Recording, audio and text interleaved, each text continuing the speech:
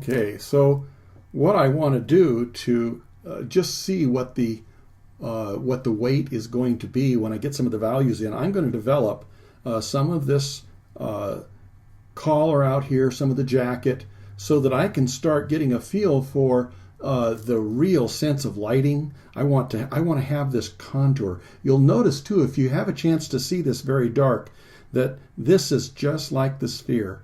There's a little highlight along the edge, which will often happen. There's a division between the two light source. This is a reflective light source, not from over on the other side, but it's a reflective light source from maybe the collar of the shirt that's a little brighter and reflecting light back on this. But I love this, and you can search for things like this because anytime you can have two light sources, and you have to keep them in the right category, you can add far more contour and interest and depth to your drawing. So I really want to develop these. I naturally don't want to go this dark, but this dark print helps me be able to see it in a lot better than this one, where it doesn't have maybe all the drama. So I want to have a happy medium between the two, and this will help me see some of the littlest little folds. If I want to include them, I can, and at least to structure it. This is something else that I want to tell you. Maybe some of you are familiar with this.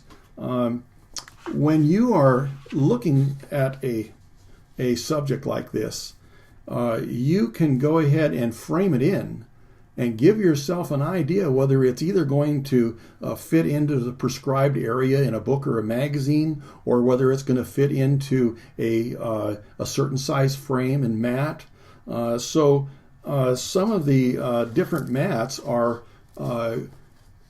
even though it might be 5x7 or 3x5 or 4x6 or 8x10, they're often, I forget now if there's one that's out of the same actual format, but an 8x10 reduces down to a 5x7, let's say, and or whatever.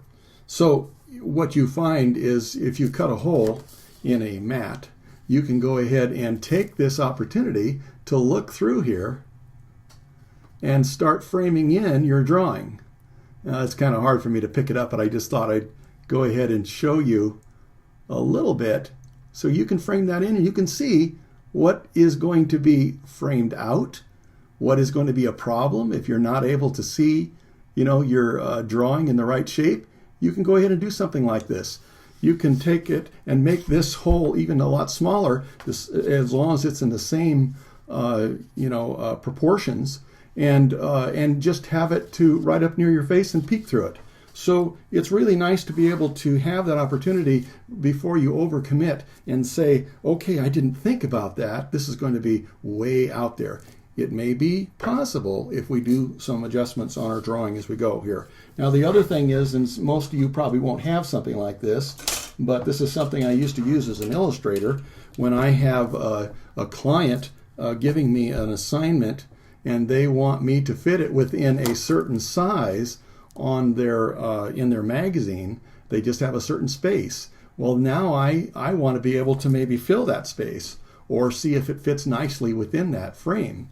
And this way I can go ahead and whatever size I'm working, I can take that measurement on my the box that they're providing for my illustration, and it's the same thing you could do. You could go ahead and say, okay, I need it to be a certain size, and then what size you're working, this slides out in equal proportions and allows you to frame in your drawing.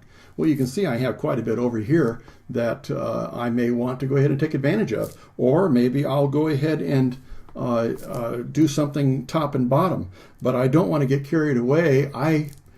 I think it's effective to frame your drawing at times, tightly, and maybe even crop out some of the image, but I would rather not. I love to have the whole image. It gives me a lot of opportunities to express myself with some of those finishing touches and have them be an integral part of the actual character of the drawing.